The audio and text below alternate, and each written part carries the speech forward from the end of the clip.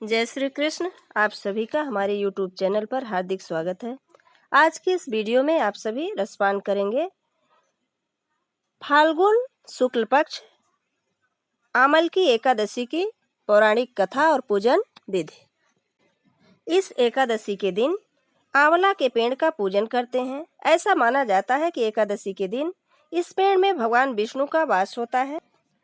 आमल की एकादशी का दिन होली के मुख्य उत्सवों की शुरुआत का प्रतीक है, जो रंगों का एक अनूठा हिंदू त्योहार है। ऐसा माना जाता है कि इस एकादशी को करने से उपासक भगवान विष्णु के पास वैकुंठ में पहुंच जाता है।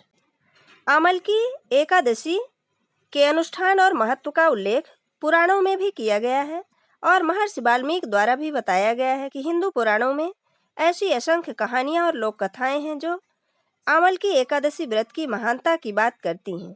यह दिन बहुत शुभ माना जाता है और विशेष अनुष्ठान और प्रार्थना के साथ वर्णित किया गया है। यह आंवल की एकादशी महाशिवरात्रि और होली के बीच आती है। इस दिन आंवले के पेड़ की पूजा हिंदू धर्म की विस्तृत प्रथा का एक प्रतीकात्मक प्रतिनिधित्व है।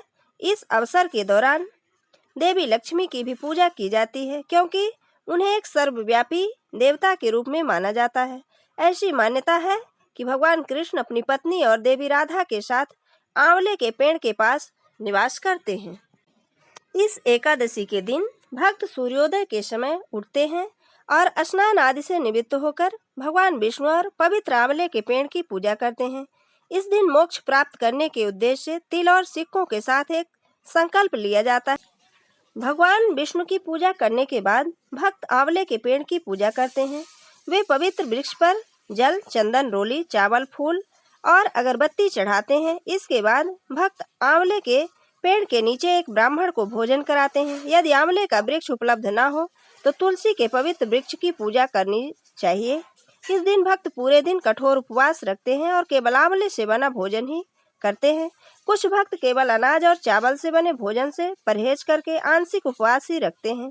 इस व्रत के पालनकर्ता को पूजा की रस्म पूरी करने के बाद आंवल की एकादशी व्रत की कथा भी सुननी चाहिए। आंवल की एकादशी के दिन भक्त पूरी रात जागते हैं और विष्णु सहस्त्र नाम स्रोत आदि का पाठ भी करते हैं।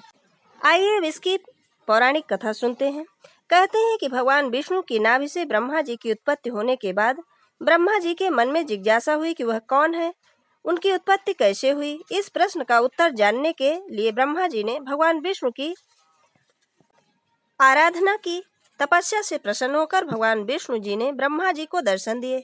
विष्णु जी को सामने देखते ही ब्रह्मा जी की आंखों से आंसुओं की धारा बहने लगी। ब्रह्मा जी के आंसू भगवान विष्णु के चरणों पर गिरने लगे और उनके आंसुओं से आमल की यानी आंवले का वृक्ष उत्पन्न हुआ। तब भगवान विष्णु ने ब्रह्मा जी से कहा कि आपके आंसुओं से उत्पन्न आंवले का वृक्ष और फल मुझे अति प्रिय रहेगा। जो भी आमल की एकादशी के दिन आंवले के वृक्ष की पूजा करेगा उसके सारे पाप समाप्त हो जाएंगे और व्यक्ति मोक्ष को प्राप्त होगा। तभी से आमल की एकादशी के दिन आंवले के पेड़ की पूजा की जाती है। एक अन्य कथा भी है, आइए सुनते हैं। कथा के अनुसार एक राजा था जो पूर्व जन्म में एक शिकारी था।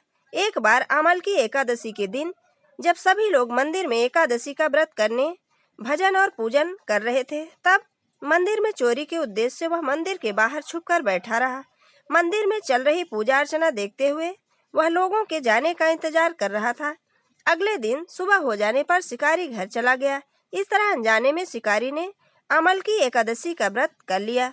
कुछ समय बाद शिकारी की मृत्यु हुई और उसका जन्म राज परिवार में हुआ और वह बड़े राज्य का राजा बना। यह उसके द्वारा पूर्व जन्म में रखे गए एकादशी के व्रत के कारण ही हुआ। जैसा कि हम बता चुके हैं कि एकादशी का व्रत भगवान नारायण यानी विष्णु भगवान को समर्पित है। चाहे कोई भी व्यक्ति अनजाने में भी व्रत करता है तो भी उसका पुण्य उसे जरूर मिलता है। ये थी आमल की एकादशी व्रत की पौराणिक कथा। अगर हमारा ये वीडियो आपको अच्छा लगे तो लाइक जरूर करें और मित्रों के बीच में शेयर करना बिल्कुल ना भूलें। जय श्री कृष्ण, धन्यवाद।